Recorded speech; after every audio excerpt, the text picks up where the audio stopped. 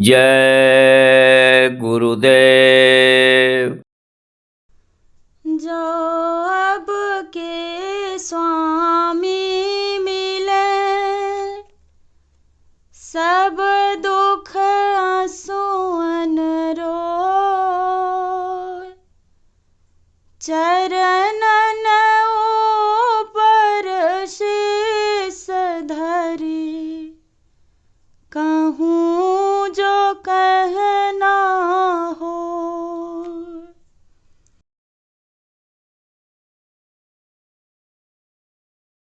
फरियाद मेरी सुन कर सतगुरु चले आना। फरियाद मेरी सुन कर सतगुरु चले आना। देरी से आने का मत ढूंढना बहाना। देरी से आने का मत ढूंढना बहाना। फरियाद मेरी सुन कर सतगुरु चले आना। फरियाद मेरी सुन कर सतगुरु चले आना। ये मेरी गलती है, तुमको ना याद किया। ये मेरी गलती है, तुमको ना याद किया। सारा जीवन मैंने यूं ही बर्बाद किया। सारा जीवन मैंने यूं ही बर्बाद किया। आगे क्या करना है, गुरु आके समझाना। आगे क्या करना है, गुरु आके समझाना।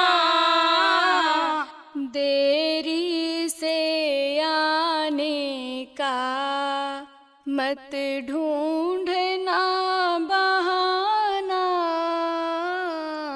देरी से आने का मत ढूंढना बहाना।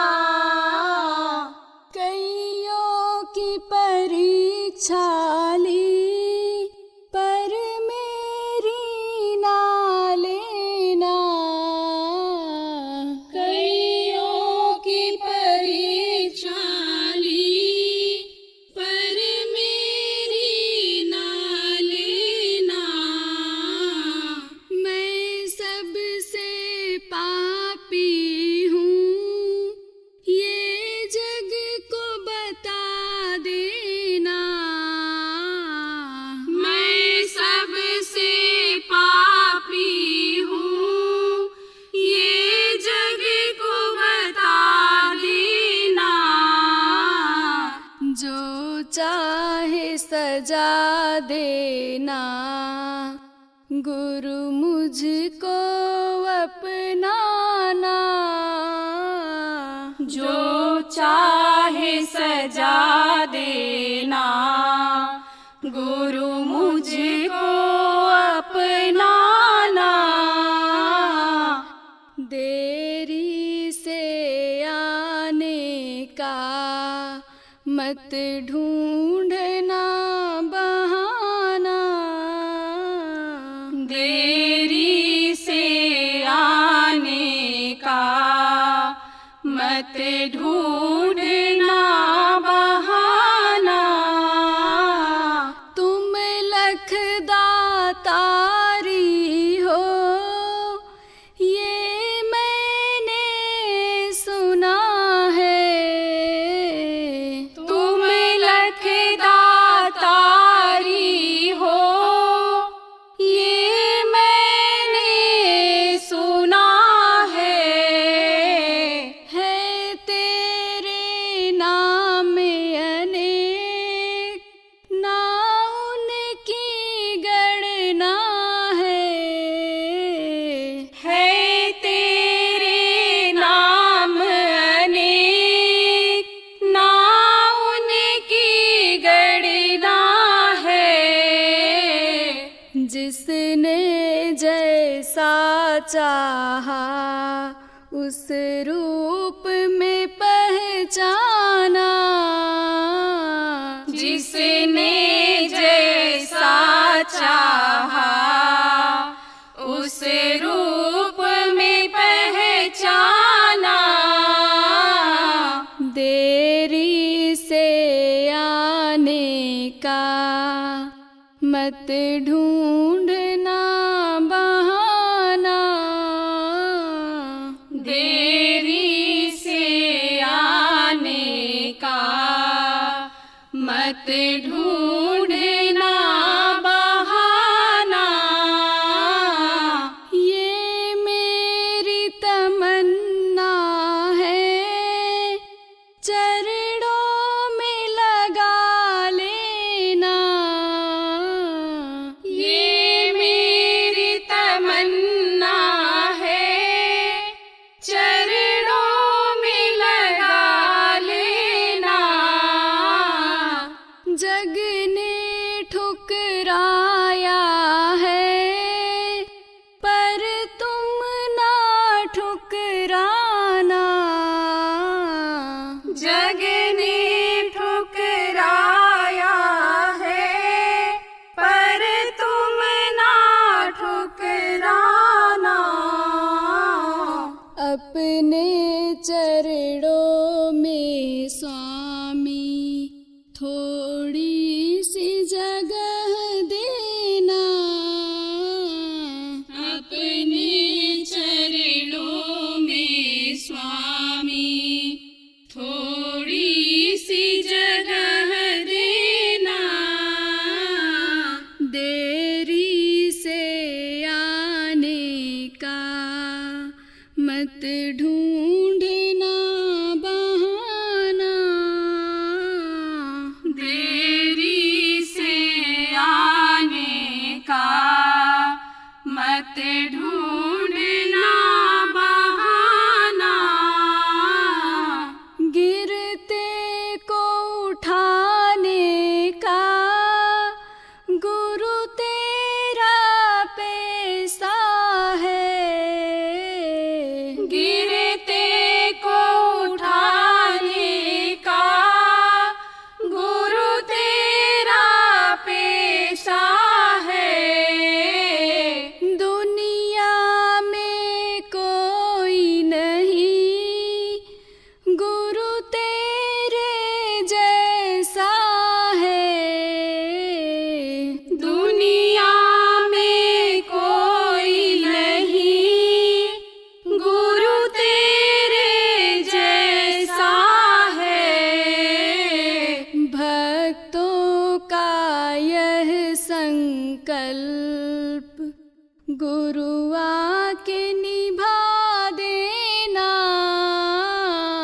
भक्तों का यह संकल्प गुरु आके निभा देना। देरी से आने का मत ढूंढना बहाना। देरी से आने का मत ढूंढना बहाना। फरियाद मेरी सुन कर सतगुरु चले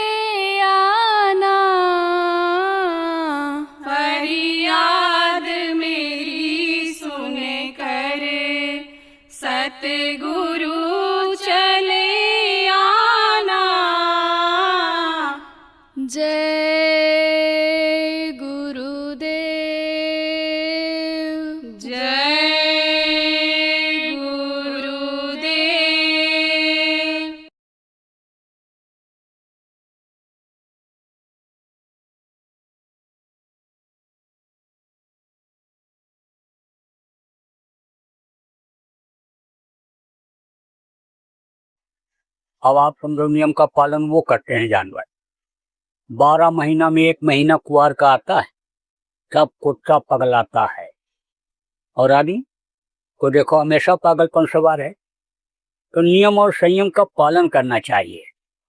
और गम खाओ, कहा गया ना, कम खाओ और गम खाओ। दो बात बर्दाश्त कर लो तो झगड़ा झंझट से छुटकारा। एक को गुस्सा हो दूसरा चुप हो जाए, बोलो ही नहीं, तो झगड़ा झंझट खत्म। आप ये समझो कोई कितना भी अकड़ के चलता हो और उसका पैर पकड़ लो, ऐसे झुक जाओ, पैर पकड़ लो, तो झुक करके उठाता है, उसको भी झुकना पड़ता है। तो लगता से प्रभुता मिले और प्रभुता से प्रभुदूत। अच्छी थी चावल ले चली हाथी मस्तक लोल। देखो बैसाख जेठ के महीने में बड़ी बड़ी घास सब जल जाती, लेकिन दूब घास जो जमीन से चिपकी हुई रहती है कभी भी नहीं जलती है। तो नानक साहब ने कहा, नानक नन्हे होए रहो, जैसे घास में धूप और घास जल जाएंगी और धूप खोद की खूब। तो पति को गुस्सा आवे तो पत्नी चुप हो जाए, पत्नी को गुस्सा आवे तो पति चुप हो जाए, सास को गुस्सा आवे तो बहू चुप हो जाए, और बहू को गुस्सा आवे तो सास चुप हो जाए।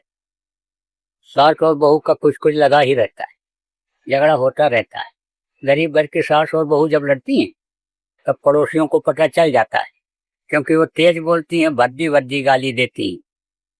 और जो महलों में रहती हैं, जो बंगलों में रहती हैं, कोठियों में रहती हैं, बड़े घर की सास और बहू, उनका पता इसलिए नहीं चलता है कि वो एक दूसरे को अंग्रेजी में गाली देती हैं। तो अंग्रेजी सबके समझ में नहीं आता है, लेकिन इनका झगड़ा कुछ कुछ लगा ही रहता है। अब ऐसी भी परिस्थिति आ जाती है कि सुनते सुनते आदमी ऊब जाता है। उसका क्या कारण है वो भी आपको बता दें। देखो ये संतों का देश है, तो संत का दर्जा सबसे ऊंचा होता है। जिसको ये मालूम हो जाए दुनिया नासमान है, इन बाहरी आंखों से देखने वाली चीजें ये खत्म हो जाएंगी, और हम जिसको अपना कहते हैं वो चीज हमारी कुछ नहीं रहेगी, हमारा शरीर भी नहीं है, इसको भी छोड़ना पड़ेगा, उसको मुनि कहते हैं। ब्रह्मा विष्णु महेश तब जो पहुंच जाते हैं त्रिदेव, तब उनको देवर्ष कहते हैं। उसके आगे जो जाते हैं उनको योगी योगेश्वर साध संत उनको कहते हैं। तो अब आप ये समझो संतों का दर्जा सबसे ऊंचा होता है। तो संत इस धरती पर रहते हैं, कभी गुप्त रूप में रहते हैं, कभी प्रकट रूप में रहते हैं। जब अत्याचार पापाचार दुराचार कम रहता है तो एक जगह बैठकर संभाल करते रहते हैं। जब बढ़ जाता है तो जगह जगह घूम करके लोगों को समझाते बताते हैं, गलत रास्ते से हटा करके सही रास्ता पकड़ाते हैं। अब आप कहोगे भाई इतने पावर वाले तो आसमान से टपकते होंगे, धरती के अंदर से निकलते होंगे संत। ऐसा कुछ नहीं, माँ के पेट में ही बनते हैं, माँ ही दूध पिलाकर बड़ा करती है, इसी धरती पर ही रहते हैं, आसमान के नीचे इसी रहते हैं।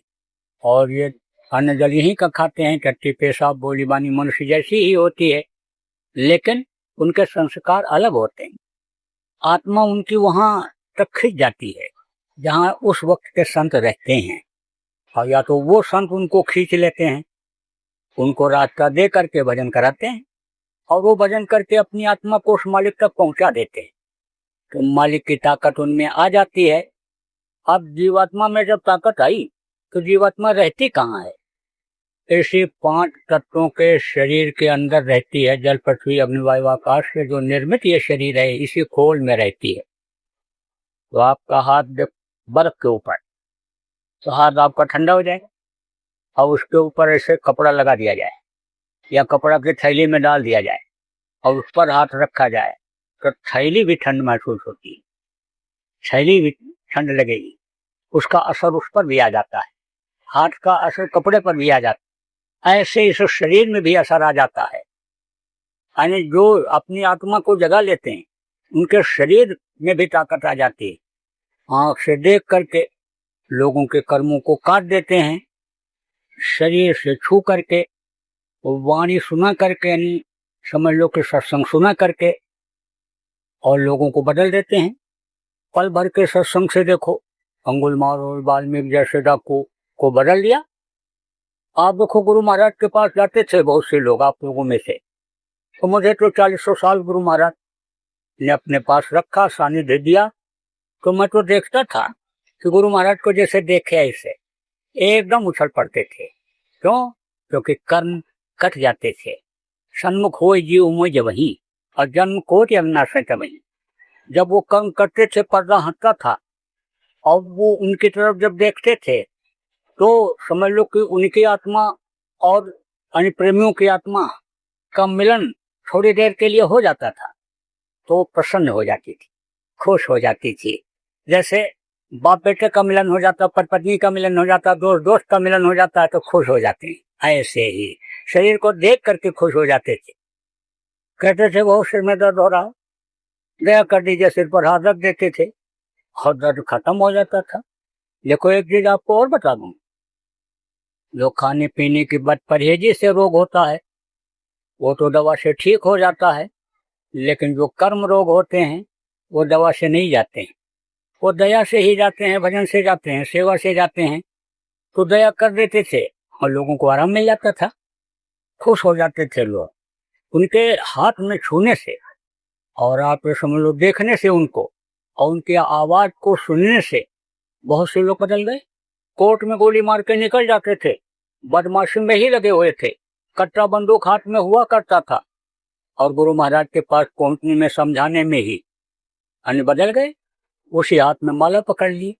तो अब आप ये समझो कि वो ताकत उनमें संतों में आ जाती है, इतनी ताकत आ जाती है कि कहा गया कि जिस पेड़ का दातून कर लेते हैं उसको भी मनुष्य शरीर मिल जाता है, अगर दया हो जाती है तो।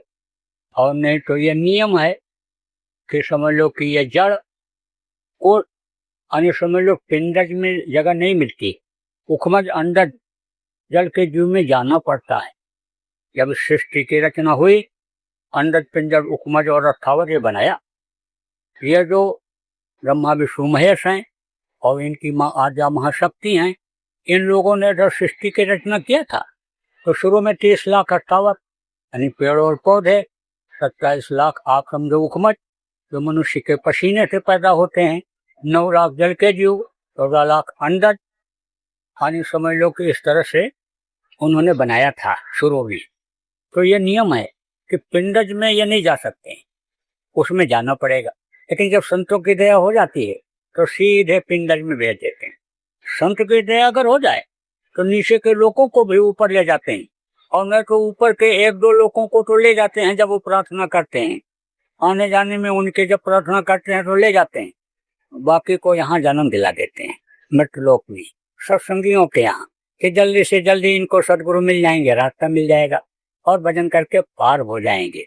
तो अब आप ये समझो कि उनके शरीर में इतनी शक्ति आ जाती है कि जिस बकरी का दूध पी लें, भैंस का दूध पी लें, गाय का दूध पी लें, यानी आपको मान लो कि उसको मनुष्य शरीर मिल जाता है, औरत बन जाती है। कुछ दूर तक स्त्री पुरुष का भेद रहता है, मानसरोवर में स्नान करने के बाद भेद खत्म हो जाता है, उधर तो एक रूप हो जाती है। सतलोक में पहुंचने के बाद पहचान नहीं होती है। सदगुरु वे सतलोक तक पहुंचने में वहां तक पहुंचते हैं तो पहचान में रहते हैं, लेकिन आगे अलख लोक, अगम लोक, अनामी लोक, ये सारा रूप खत्म हो जाता है। अब आप ये समझो कि शरीर में इतनी ताकत आ जाती है कि छोटे ही और उनके दया करते ही मनुष्य शरीर मिल जाता है, लेकिन स्वभाव इतना जल्दी नहीं छोड़ता है। मान लो कोई बकरी उनकी जीवात्मा है और औरत बन गई, आप जिस तरह से बकरी में रही, म्याँ म्याँ म्याँ चिल्लाती रही जरूर, उसी तरह से औरत बन जाती है तो भी बोलती ही रहती। तो एक सत्संगियों की औरत अपनी लड़की को लेकर मेरे पास आई और बोली, महाराज जी इसको समझाओ लड़की को, ये कह रहे अब हम ससुराल जाएंगे ही। तो हमने कहा बच्ची क्या बात हो गई? बोली, महाराज जी आप ही कहते हो कि किसी को लत मार दो और घाव बन जाए तो वो घाव भर जाता है, लेकिन बातों का घाव नहीं बढ़ता है। तो कड़क बात नहीं बोलना चाहिए, ऐसा नहीं बोलना चाहिए कि उसको तकलीफ हो। लेकिन मेरी सासू माँ दिन रात कड़क ही बोलती हैं, अब बोलती ही रहती कुछ न कुछ।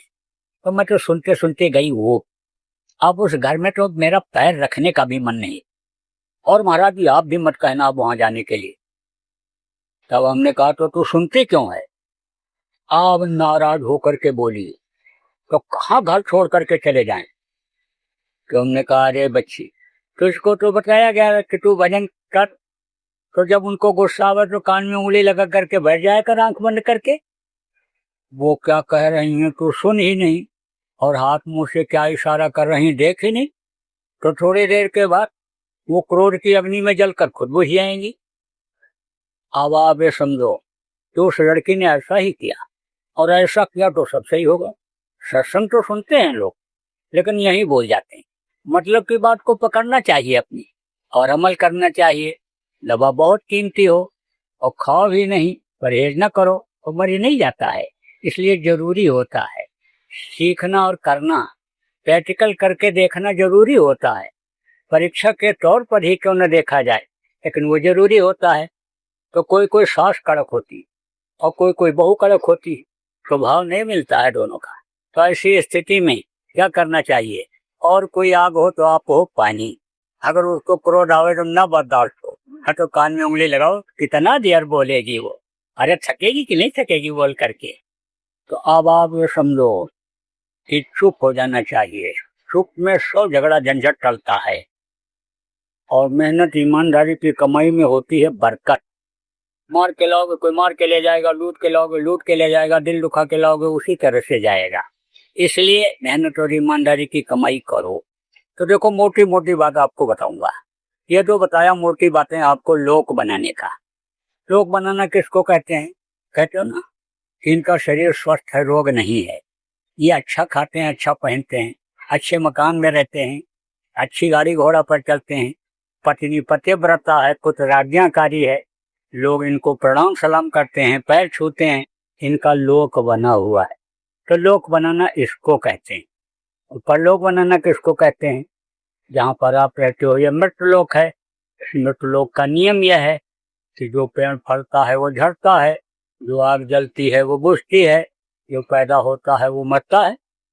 तो यह है मृतलोक। इसके ऊपर में सूर्यलोक, चंद्रलोक, स्वर्गलोक, वैकुंठ लोक, ब्रह्मलोक, पार ब्रह्मलोक, महाकाल लोक, सतलोक, अलख लोक, अगम लोक, अनामी लोक, बहुत से लोक हैं। तो उन लोकों में भी आप अपने घर में रहते हुए आना जाना शुरू कर दो, वहां भी आप जा सकते हो। आपको नहीं मालूम है कि आपके अंदर वो रास्ता है, लेकिन वो रास्ता है। ये साधना का घर है, पूजा का मंदिर है। वो स्वामी जी ने कहा ना, साधन धाम मोक्ष कर द्वारा, और पाए न ये परलोक संवारा। आने समझ लो मोक्ष का दरवाजा इसी में है।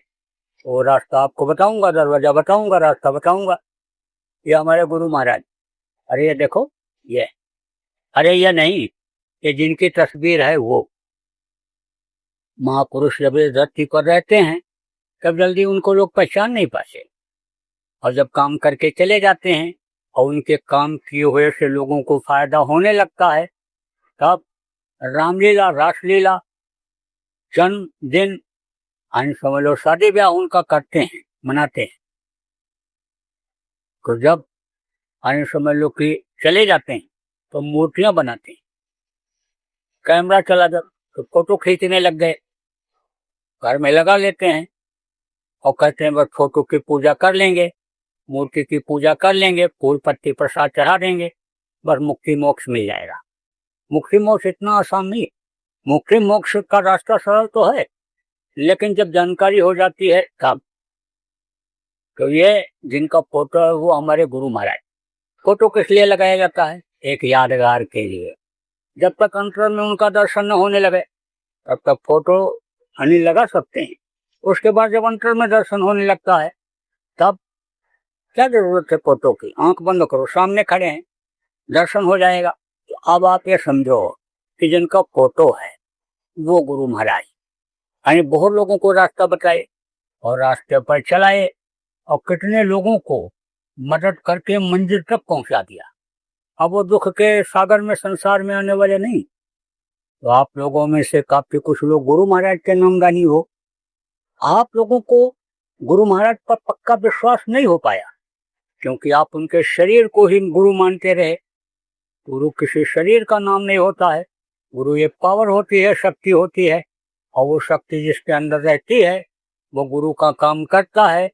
और जब शरीर पुराना हो जाता है या छोड़ने की उनकी इच्छा हो जाती है तो वो काम दूसरे को सौंप करके और उनसे काम करवाते हैं, तो चले जाते हैं। लेकिन जिन जीवों को वो पकड़ते हैं उनको छोड़ते नहीं हैं। काल के हाथ में यानी समझ लो सूरज की डोर है और माया के हाथ में मन की डोर है।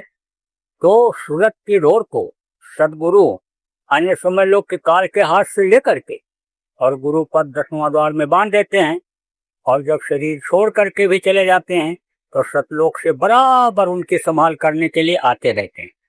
और जिसको यानी चार्ज देकर जाते हैं, जिससे उनको अन्य जीवों का काम करवाना होता है, उनसे उनकी संभाल करवाते रहते हैं। अब आप ये समझो कि आपको उनके शरीर पर ही विश्वास रहा, देख करके आपके कष्ट दूर हुए, उनकी बात को सुन करके आपके खान पान चाल चलन बदले, आपकी बुराइयां दूर हुई, तो आप वहीं तक सीमित रह गए। और जब गुरु महाराज चले गए तो आप पड़ गए भ्रम में। उनके आदेश का पालन अगर आप करते, गुरु भक्ति करते, गुरु के आदेश का पालन अगर आप करते, भजन ध्यान सुनजन 1 घंटा करते और अंतर में उनका दर्शन होता, तो ब्रह्म बोल में नहीं पड़ते, फिर माया के चक्कर में नहीं पड़ते, गृहस्थी में इस कदर से नहीं फंसते कि जैसे मक्खी फंस जाती है। देखो, भगवान ने भोग बनाया किसके लिए? भोगने के लिए, लेकिन फंसने के लिए तो नहीं बनाया। कटोरे में हम मधु रख दो तो एक मक्खी आती है और कटोरे के ऊपर बैठ करके और मधु को खा करके उड़ करके चली जाती, और दूसरी मक्खी आती है, कटोरे में कूद पड़ती है, खूब भर पेट मधु खाती है, लेकिन उसके पंख भर जाते हैं, निकल नहीं पाती। तो फंसने के लिए नहीं, लेकिन आप फंस रहे हो। इसलिए आपको ये निवेदन करूंगा कि आप लोग गुरु के वचन को याद रखो और उनका ध्यान लगाओ। जब अंतर में वो मिलेंगे, आपको दर्शन देंगे, तब उनकी पहचान होगी। कबीर साहब ने रानी इंदुमती को नामदान दिया और भजन करवाया। जब साधना में जब सतलोक पहुंची तो देखा वहां बैठे हुए हैं और वही सब कर रहे हैं, चला रहे हैं। तब बोली कि आप हमको मृत्युलोक में अगर बता दिए होते कि मैं ही सब कुछ हूं, तो मुझको इतनी मेहनत क्यों करनी पड़ती साधना में। तब उन्होंने कहा तो उसको विश्वास न होता। तो कहती मनुष्य शरीर में इतनी ताकत कहाँ से आ सकती है, वो कैसे इतने पावर वाले हो सकते हैं। इसलिए तो उसको मैंने नामदान दिया और तेरा मदद करके ला कर ये जलवा दिखाया। तब तो उसको अब विश्वास हुआ। बोल, तेरी मदद किया कि नहीं किया? तब चरणों पर गिर पड़ी। बोली, आपकी मदद के बगैर तो हम निकल ही नहीं पाते, फंस जाते। क्योंकि ये पिंडी 10वां द्वार कहा गया, जीवात्मा जहाँ बैठी है, तीसरा तिल कहा गया, नुक्ता सफेद कहा गया। यहाँ जहाँ ये बैठी है, जैसे ही निकलती ऊपर जाती है, तैसे ही रिद्धि सिद्धि काम धेन कल्प वृक्ष अणिमा गणिमा महिमा लगमा ये सब सिद्धियां आकर के खड़ी हो जाती। हीरा ले लो, मोती ले लो, जवाहरात ले लो, जाओ मुद्दा छुओगे जिंदा हो जाएगा, ये सिद्धि तुमको दे रहा हूं। अब अगर किसी ने ले लिया तो आगे नहीं बढ़ सकता। सत्संग इसीलिए सुनाया सुनवाया जाता है कि छोटी चीजों को मत मांगो, दुनिया बनाने वाले को पा जाओगे तो दुनिया की सारी चीजें तुम्हारी हो जाएंगी। तो बराबर ये चीज याद रखा जाता, और जो याद रखते हैं फौरन वो समझ लो गुरु को याद करते ही वो लोग हंसते हैं और आगे बढ़ जाते हैं। बराबर हर लोकों में, कई लोकों में से होकर जाना पड़ता है, हर लोक में गुरु साथ रहते हैं। अगर गुरु को याद रखा जाए, आना गुरु माथे पर रखिए, चलिए आज्ञा मान और कह कबीर का दास का 3 लोक बनाए। सब लोकों में वो मिलते हैं, मदद करते हैं, मर्यादा का उल्लंघन नहीं करते, लेकिन इशारा तो कर ही देते हैं। कहीं चुटकी बजा दिया तो कहीं पैर पटक दिया तो कहीं सीटी बजा दिया कि जैसे से आगाह हो जाओ कि तुम यहाँ फंसने जा रहे हो। अब गुरु अगर मस्तक पर सवार रहें तो कोई कहीं फंसेगा, कोई बुराई करेगा, कोई कर्मों को लादेगा। लेकिन जब गुरु मस्तक से उतर जाते हैं तो तरह तरह की बुद्धि हो जाती है, मानवता इंसानियत खत्म हो जाती है।